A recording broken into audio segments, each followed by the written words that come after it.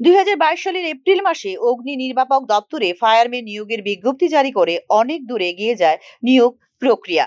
তবে আচমকাই তা বাতিল করে দেয় রাজ্য সরকার।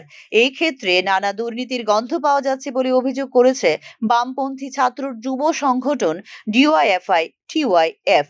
আমরা ডিওয়াইএফআই এবং টিওয়াইএফ পরিষ্কারভাবে দাবি করতে চাই, এই প্রক্রিয়ার সাথে কারা যুক্ত, এই ঘটনার সাথে কারা যুক্ত। অনেক রাঘব বোয়ালের নাম ইতিমধ্যেই বাতাসে ভেসে বেড়াচ্ছে। সেই সময়ে যারা এই দপ্তর পরিচালনার দায়িত্বে ছিলেন তাদের অনেকের নাম এই সময়ে বাতাসে ভেসে বেড়াচ্ছে। নিয়োগের দীর্ঘ সত্যিটা বন্ধ করা এবং ঘোষণা দিয়েও নিয়োগ প্রক্রিয়া বাতিল করার মতো কেলোর কেলেঙ্কারি বন্ধ করার দাবি করেছে ডিওয়াইএফআই। ডিওয়াইএফআই টিওয়াইএফ দাবি করছি, বেকার ছেলে মেয়েদের ভবিষ্যৎ নিয়ে ছিনিমিনি খেলা বন্ধ করতে হবে। বিভিন্ন দপ্তরে লোক নিয়োগ করার নামে যেভাবে মাসের পর মাস ঝুলিয়ে রাখা হচ্ছে, এই নিয়োগ প্রক্রিয়ার যে দীর্ঘসূত্রিতা, এটা বন্ধ করে দ্রুত নিয়োগের ব্যবস্থা করতে হবে।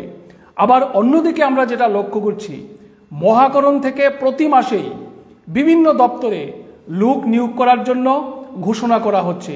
মন্ত্রীরা মহাকরণে শীতাতপ নিয়ন্ত্রিত ঘরে বসে ঘোষণা দিচ্ছেন।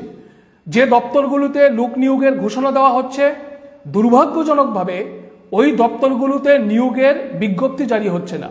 আবার যে দপ্তরগুলোতে বিজ্ঞপ্তি জারি করা হচ্ছে, দেখা যাচ্ছে 2 মাস পর 3 মাস পর আবার সেই দপ্তরে লোক নিয়োগ করার জন্য মন্ত্রী সাহেবরা ঘোষণা করছেন।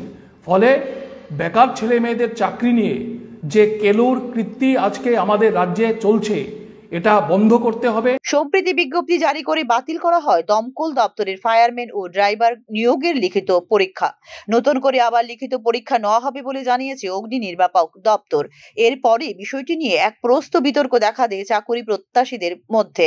নিয়োগের ঘোষণা দিয়ে বিজ্ঞপ্তি জারি করার পর এইভাবে নিয়োগ প্রক্রিয়া বাতিল করার কারণে তীব্র ক্ষোভ রয়েছে চাকুরি প্রত্যাশীদের মধ্যে। Bureau report, news now.